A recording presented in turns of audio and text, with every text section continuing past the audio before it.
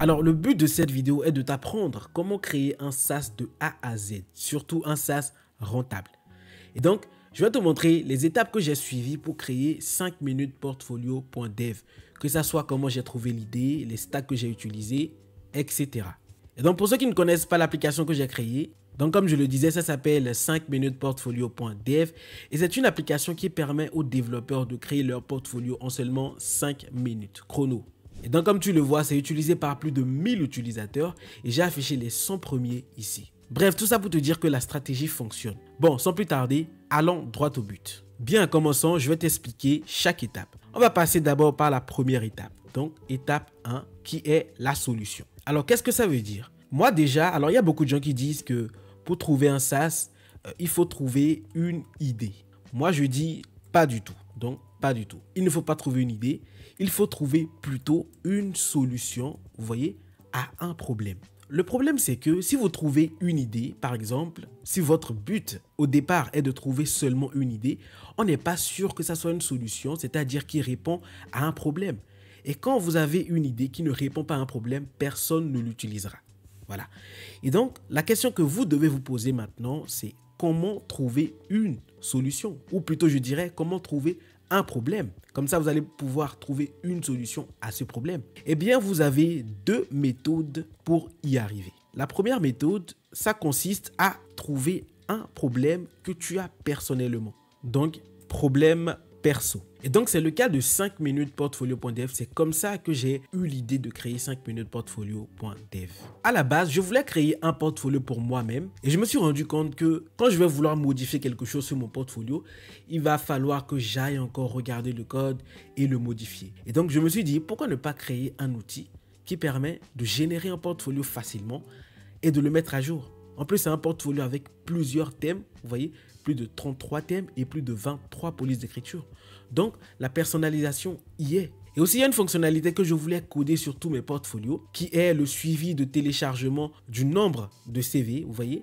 Donc là, ici, on pourra voir le nombre de téléchargements de CV par jour, ainsi que le nombre de vues du portfolio. Et donc, c'est comme ça que j'ai mis en place cette fonctionnalité et que j'ai créé 5 minutes portfolio.dev. Donc ça, c'est la première solution. Du moins, voilà, la première solution, ou du moins je dirais la première méthode pour trouver un problème. La deuxième méthode, alors, c'est de scruter Internet. Alors, je parle de scruter Internet. Ça veut dire qu'il faut aller sur, par exemple, disons LinkedIn, sur Reddit, par exemple, ou sur X, et il faut aller voir les posts des gens qui se plaignent des problèmes. Parfois, vous voyez des gens qui disent que telle application est lente, telle application n'arrive pas à faire ça, ou parfois ils le disent de façon explicite qu'ils ont besoin de telle fonctionnalité dans telle application, et c'est comme ça que vous allez trouver des opportunités. Et donc ce sont ces deux méthodes là que je vous recommande. Alors il en existe plusieurs, par exemple aller sur Product Hunt pour voir les projets qui ont été réalisés et ainsi copier, ce que je ne vous conseille pas, parce que quand vous passez par ces deux méthodes là, vous êtes sûr que vous répondez à une problématique. Voilà, ce qui est important pour créer un SaaS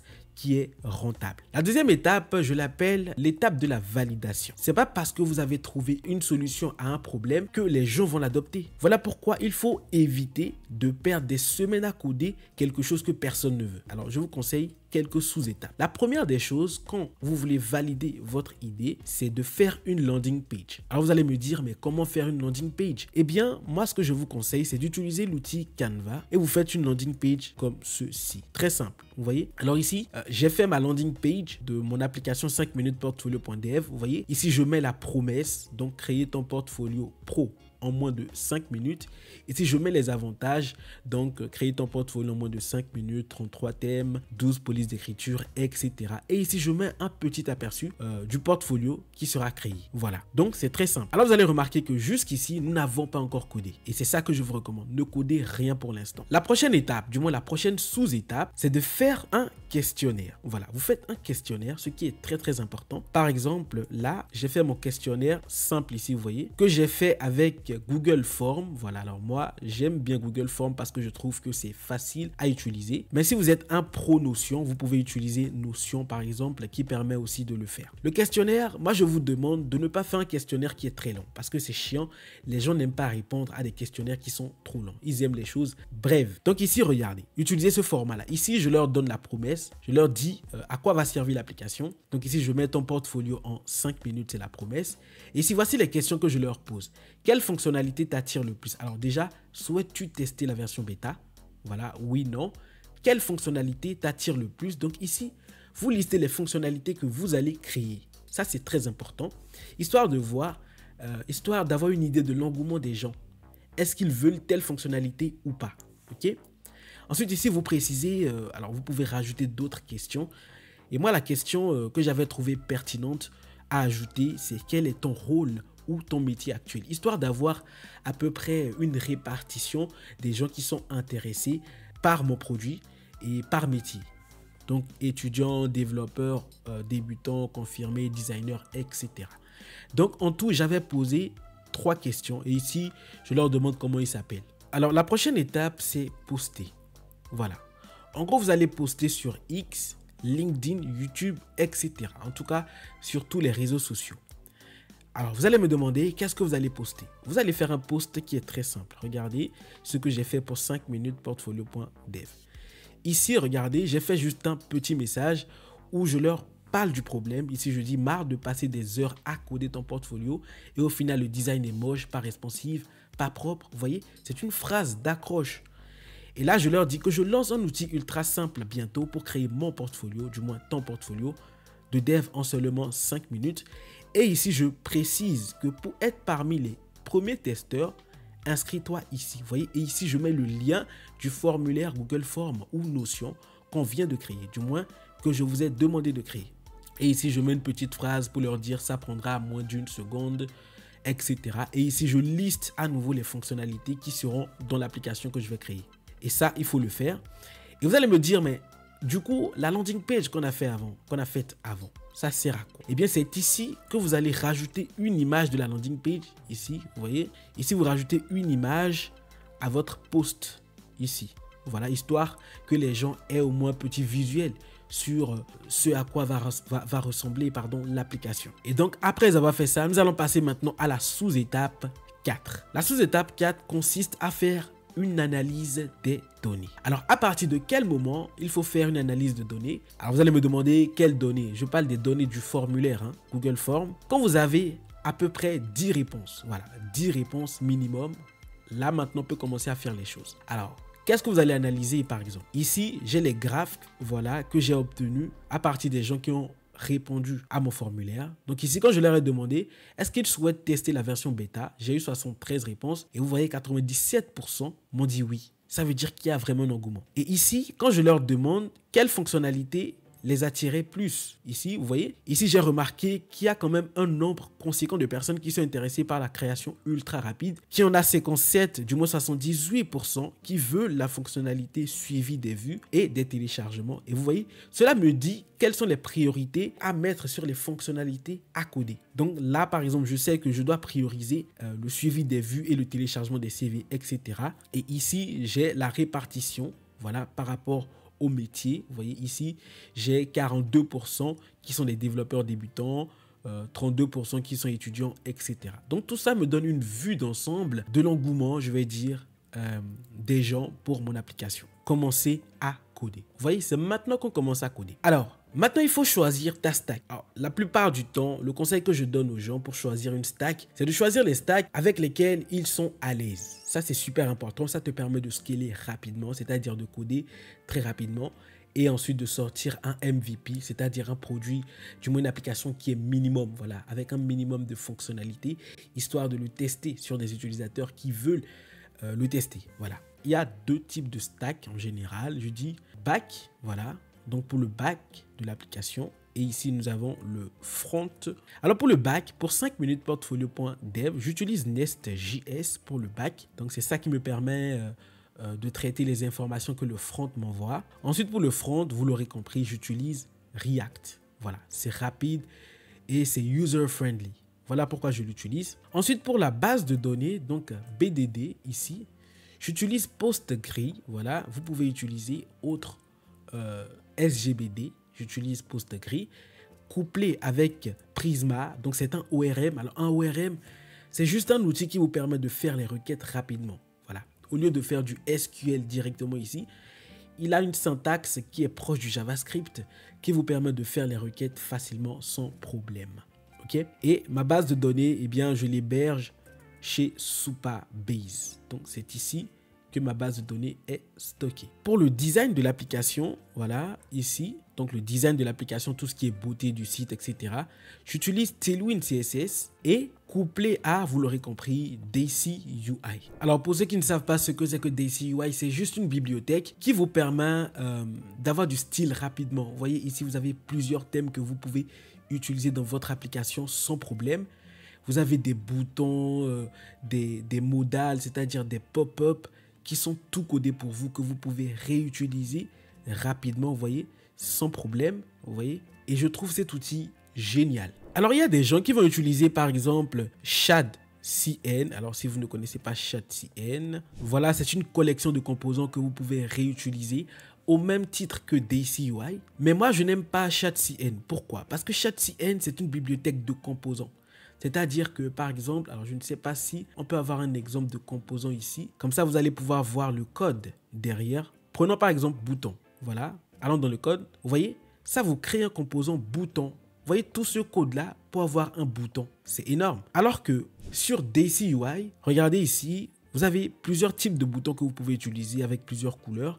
Et quand vous allez dans le HTML, vous voyez, pour avoir ce bouton-là, le neutral, il suffit juste de mettre cette ligne de code là et vous avez ce bouton là. Vous voyez, ici, ça n'utilise pas des composants, ça utilise plutôt des classes. Vous voyez, c'est grâce aux classes que vous allez pouvoir designer votre application et que vous allez pouvoir utiliser les différents éléments qui sont sur Daisy UI. Voilà pourquoi je préfère Daisy UI à ShadCN. Donc, ce que je fais, je mets ShadCN ici. Vous pouvez l'utiliser, mais moi, je dis non. L'utilisez pas, utilisez plutôt Daisy UI qui est très rapide. Alors pour ceux qui ne savent pas utiliser une base de données PostgRI couplée à Prisma, couplée à Supabase, j'ai fait un tutoriel complet sur ma chaîne YouTube, n'hésitez pas à aller le voir. Alors il n'y a pas que ça comme stack, hein. Voilà, pour ceux qui préfèrent des stacks un peu plus solides, par exemple pour le back, vous pouvez utiliser Laravel par exemple, voilà, vous pouvez utiliser Symfony, vous pouvez aussi utiliser Django que j'aime bien, voilà. Seulement que pour les mettre en place, c'est très lent. Vous voyez, c'est très lent à faire. Pour le front-end, parce que le problème ici, c'est que quand vous allez utiliser ces éléments back-end là, ils ne sont pas super réactifs. C'est-à-dire qu'ils ne savent pas faire tout ce qui est rendu client de façon interactive. Voilà pourquoi vous êtes obligé d'utiliser un framework front-end. Je vous conseille React. Et le design, vous pouvez rester sur Tailwind CSS et Daisy UI. Maintenant, parlons de la partie que j'adore, le stockage des images. Donc, stockage des images. Alors, comment ça se fait? Moi, j'ai trouvé trois meilleurs choix. Le premier choix, c'est d'utiliser AWS. Donc, ils ont un bucket. Voilà, un bucket, c'est juste une boîte dans laquelle vous pouvez stocker vos images ou vos vidéos. Mais le problème, c'est que ça vous demande, pour l'utiliser, d'ajouter votre carte bancaire. Alors, moi, personnellement, je ne suis pas pour ceci. Voilà, je ne veux pas ajouter ma carte bancaire. Et en plus, ça vous facture. Ce n'est pas totalement gratuit.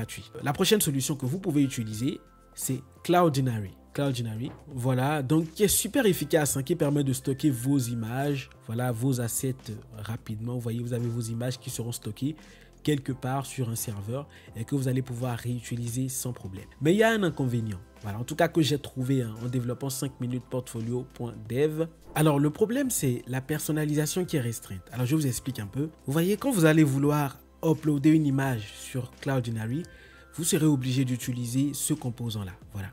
Sachant que vous avez déjà un design sur votre site, donc il y a ce design-là qui vient écraser votre design, qui n'est pas du tout beau, quoi, vous voyez. Vous n'avez pas une cohésion de design entre cette pop-up-là et le design de votre site, parce que vous ne pouvez pas modifier ces éléments-là. Par exemple, imaginons que votre site est orange, vous voyez, la couleur qui domine est orange, mais vous avez ça, vous voyez, vous avez cette couleur violette-là, qui vient, je ne sais pas, qui vient écraser un peu votre couleur, ce qui n'est pas beau. Je ne sais pas si vous avez un peu compris ce que je veux dire. Et donc la solution, c'est d'utiliser Edge Store, voilà. Donc c'est une solution que j'ai découvert qui vous permet d'uploader vos images facilement et qui est vraiment axée sur la personnalisation. Vous voyez, ici déjà pour uploader une image, vous voyez, ça se fait en seulement une étape. Ça peut se faire déjà directement sur le serveur ou directement sur le client. Et donc c'est super rapide à faire. Et donc c'est cela que j'ai utilisé. Mais par contre, il y a un problème. Le problème c'est que vous avez juste, déjà c'est gratuit, mais vous avez une limitation de 1 giga. Voilà, en gros, toutes les images, vidéos, PDF, etc. que vous allez uploader directement dessus doivent faire maximum 1 giga. Je vais vous montrer comment optimiser ce qu'on vous donne là, les 1 giga, comment les optimiser. Moi, la stratégie que j'ai utilisée, c'est de limiter chaque image à 1 mégaoctet. Sachant que avec 1 mégaoctet, vous avez la possibilité d'uploader jusqu'à 1024 images possibles. Alors ici, je ne devais pas mettre image, je devais mettre plutôt fichier parce que c'est un tout. Et donc pour 5 minutes portfolio.dev, j'ai déjà utilisé 52,69 mégaoctets sur 1 giga. Vous voyez, il me reste franchement beaucoup. Sachant que, regardez, voilà, sachant que j'ai déjà 216 fichiers et donc je peux stocker encore plus de fichiers. Et ce qui est encore meilleur par rapport à cette solution, c'est que vous avez une personnalisation accrue. Regardez, ici j'ai pu développer ma propre uploader. En gros, le composant qui permet d'uploader une image, j'ai pu le faire moi-même, vous voyez, et qui correspond un peu au design de mon site. Ok, donc on a fini avec ça. Maintenant, passons à l'étape suivante, qui est l'authentification. Alors, vous avez deux méthodes. Soit vous utilisez Clerk, donc Clerk Authentification, qui vous permet d'avoir des formulaires d'authentification rapides, simples à réaliser et qui vous permet de manager vos utilisateurs. Alors, vous pouvez l'utiliser sans problème, mais il y a un hic, comme je vous le disais. Alors, déjà, c'est gratuit, hein, vous pouvez l'utiliser gratuitement, en tout cas jusqu'à 10 000 utilisateurs par mois actifs. Mais le problème, c'est que quand vous allez vouloir développer, du moins déployer cette application, par exemple, moi, j'ai utilisé Google Authentification. Et le problème, c'est que la configuration est compliquée quand vous devez déployer l'application. Hein. Si c'était en local, c'est rapide, ça se fait en 4 minutes. Un peu moi-même, si vous êtes expert dans ça. Mais quand vous allez vouloir déployer l'application, voilà, c'est là que les problèmes vont commencer. Donc ici, je mets problème lors du déploiement. Mais ce que je vous conseille ici, c'est d'utiliser Nest. Et donc ce qui est bien avec cet outil là, ou du moins cette bibliothèque, c'est que vous avez plusieurs sortes de providers. Donc vous avez Apple, voilà, vous avez une configuration, du moins les providers de Google, de GitLab, de GitHub. Vous avez même uniquement une connexion via l'email, etc. Donc vous avez plusieurs sortes de façons d'authentifier un utilisateur. Donc je vous conseille de l'utiliser. Utilisez-le, c'est super important. Et en plus, c'est gratuit. Donc imaginons que votre application explose, vous n'aurez pas à payer Clerk. Voilà, après les 10 000 utilisateurs, vous allez pouvoir l'utiliser gratuitement. Et donc sur 5 minutes portfolio.dev, c'est avec cela, vous voyez quand je clique sur ça, c'est avec cela que je crée mon authentification ici. Et quand je clique ici, normalement, il va m'afficher mes comptes et là, je pourrai authentifier l'utilisateur. Alors maintenant, nous allons passer à la prochaine étape qui est l'abonnement. Alors pour gérer vos abonnements, moi, je vous conseille d'utiliser Stripe, voilà, qui est très simple à utiliser. Pour ceux qui veulent savoir comment l'utiliser, eh bien, j'ai fait un tutoriel complet dessus. Je n'ai jamais vu un tutoriel sur YouTube qui est allé aussi en détail, vous voyez, dans l'utilisation de Stripe. Donc, n'hésitez pas à aller le voir et à me dire ce que vous en pensez. Donc, en gros, quand la personne clique sur votre section de paiement, voilà, vous voyez, cette page de paiement qui va apparaître dans quelques minutes, vous voyez, et qui décrit un peu le produit. Et ici, il peut rentrer son email et ses informations et ensuite payer. Et il sera facturé chaque mois de façon automatique.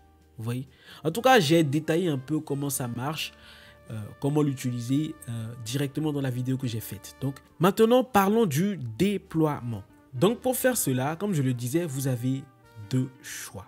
Donc, deux choix. Le premier choix consiste à utiliser un VPS. Voilà, un VPS comme ça. Donc, VPS. Voilà. Un VPS, c'est juste un serveur sur lequel vous pouvez stocker votre application. Voilà, stocker, je trouve que c'est un peu brutal comme nom. En tout cas, je dirais déployer. Voilà, en utilisant Docker, par exemple. Ou soit vous utilisez un service d'hébergement. Voilà, un service d'hébergement. Par contre, avec le VPS, le problème c'est qu'un VPS, ça vient comme ça vient vide au fait. Il n'y a rien dedans, c'est à vous de tout installer, d'installer les dépendances dont votre application aura besoin, d'installer tout ce qui est certification SSL, de pointer votre nom de domaine sur votre application et c'est super complexe à faire. J'ai passé 8 heures de temps à le faire l'année passée. Je ne vous conseille pas d'utiliser un VPS, surtout quand vous débutez. Utilisez plutôt un des outils comme un service d'hébergement comme Netlify ou Vercel. Et donc l'intérêt c'est que tout est prêt et il ne manque plus que votre application. En gros, moi 5minutesportfolio.dev, je l'ai déployé grâce à Netlify et c'était prêt en 5 minutes, même pas beaucoup.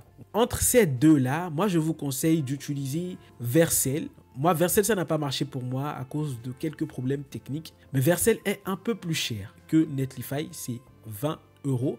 Mais ça vous offre plus de ressources, par exemple, plus de temps de build. Voilà, ce qui est déjà bien. En gros, Netlify aussi vous donne un truc qui est correct. Voilà, moi je pense que pour 1 € de moins, voilà, la différence n'est pas énorme entre ces deux-là. Et donc la prochaine étape, c'est choisir le nom de domaine. Alors, il y a 2 sites, en tout cas que j'utilise pour le nom de domaine. Nous avons Namecheap, qui est super intéressant par rapport au nom de domaine. En général, vous avez des noms de domaine qui coûtent peu cher, donc qui sont super bien. Donc n'hésitez pas à aller voir, vous allez peut-être trouver votre bonheur là-bas. Et le deuxième, c'est Hostinger. Voilà, donc c'est sur ces 2 sites-là que je regarde les noms de domaine.